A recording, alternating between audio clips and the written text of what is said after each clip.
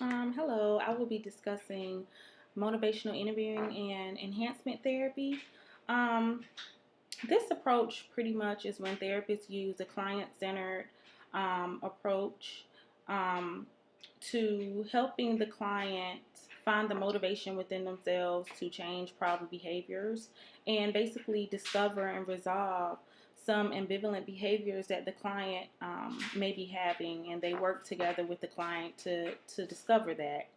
Ambivalence is pretty much when the client is stuck between, struggling, I guess I could say, between two thoughts. They have a thought and saying, I should change this behavior, but they pretty much never really do it because for whatever reason, maybe they're not motivated or whatever. A good example of someone who may be ambivalent is a person who may smoke cigarettes. They know that they shouldn't smoke cigarettes. They know their health is failing because they smoke cigarettes, but yet and still they continue to smoke cigarettes. So it's that struggle there between I know I should stop, but I haven't stopped quite yet.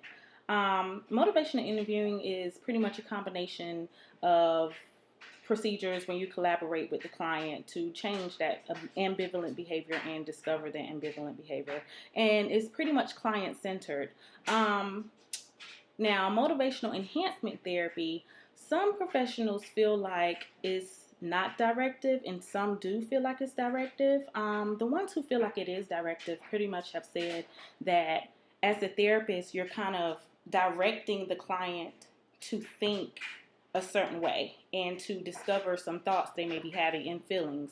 And you do that by the questions you ask. It's kind of guiding and directing the client to feel or to think a certain way. So they ask certain questions that help the client kind of, it kind of favors change in the client. So they think that's directive. But me personally, I think it can be a little bit of both client-centered and directive.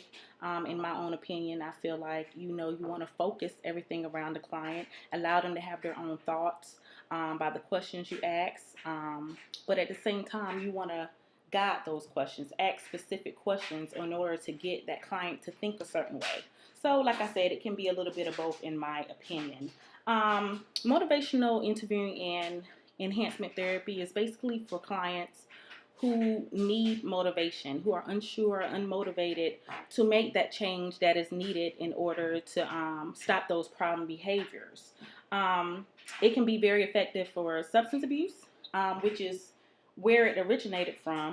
But now, since it's getting more well known, we've known motivational interviewing and motivational enhancement therapy to be very effective for not only substance abuse, but gang prevention, eating disorders, health issues, all kind of issues where people may need motivation. It can be effective for that. This type of therapy is not confrontational, it's collaborative.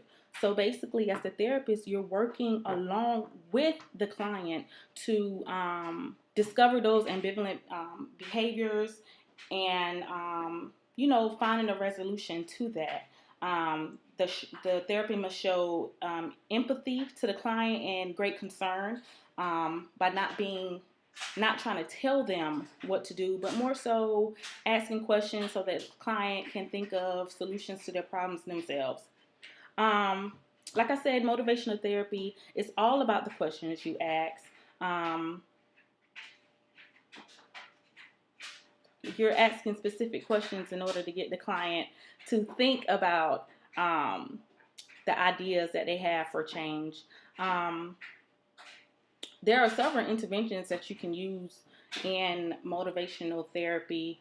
One of the interventions you can use is the measure. And I'm sorry, not the measure, but you ask certain questions to the client.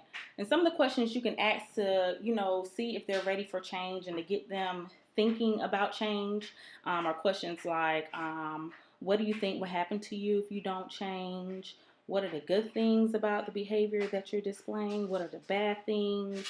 What are some strengths that you have? Those type of questions will get the client thinking about change. Also, you have double-sided reflection. And basically, is when you want the client to become more aware of their ambivalence. It shows that they're stuck between wanting to change and, I guess,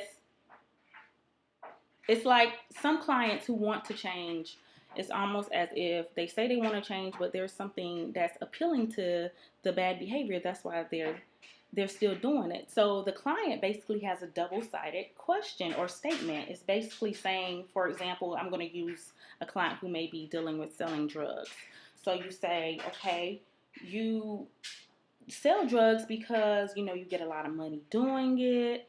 You can get all the girls you want. You can buy anything you want. But yet you say that, you know, you don't want to go back to jail and you want to be around for your children because you don't want to die or something happen to you. So that's a double-sided statement. It's agreeing with what they said, but also bringing in the negative aspects that they said about the behavior also.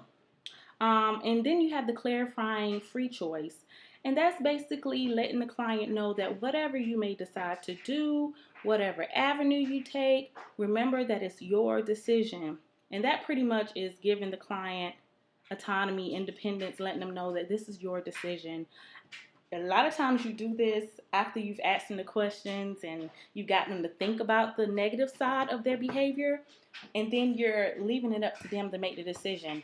But they are aware of the negative aspects and what the negative, how negative this behavior can be.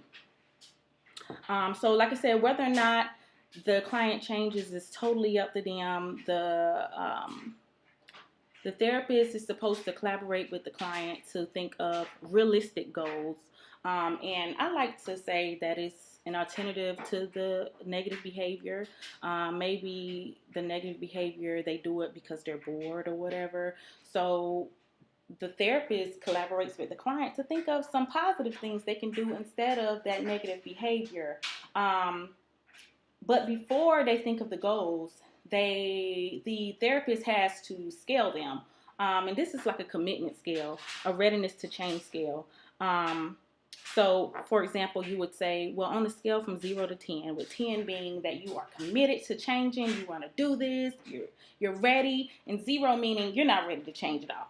So you would get them to scale 0 to 10. How committed are you to changing? And if they say a high number, great. That means they're ready because they've said it. But if they say a low number like 2 or 3, that's when the therapist can say, well, I see you said a low number. What is it that you can do to make that number higher? Okay. So the goal is to get this person ready for change. We don't want them to be in the contemplation stage or the preparation. We want them to be ready to move into the action stage of change. We don't just want them in the contemplation, okay? Knowing that they probably need a change, but their ambivalent behavior is causing them to stay there. So we want them to move to a higher number. If they're already saying a high number, that's perfect. That's when you can pretty much move on to the goals. Now with the goals, make sure that it's something that you can get them to think of themselves. This is the whole point. The therapist is just there to be empathetic, to be sort of a cheerleader, to be collaborative, and to get the client to thinking of solutions to their issues themselves. So once that client has thought of realistic goals, that's when the therapist and the client can work together to try to think of how to move forward with accomplishing these goals. Explore all different kind of ways of reaching these goals. A good example would be a client who may smoke marijuana. So a goal would be for them to get involved with a treatment program. Maybe they want to get involved with a treatment program.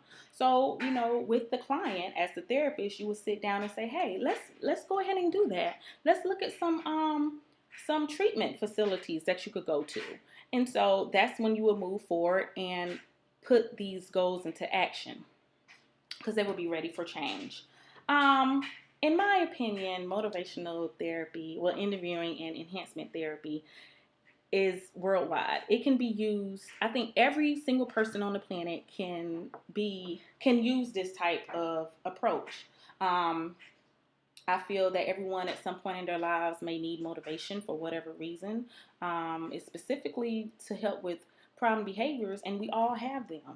And we have all been in a place where we feel like we have this behavior and we want to change it. But maybe we didn't for whatever reason. Maybe we were afraid, or maybe we didn't know how to go about doing it, or maybe we were unmotivated. And so I feel like this approach can work for anyone. It doesn't matter where you're from. It doesn't matter how big your issue is. This type of approach can work for anyone. That's why I'm attracted to it so much. Everybody needs motivation at some point in their life. So that's my training, and I hope you enjoyed it.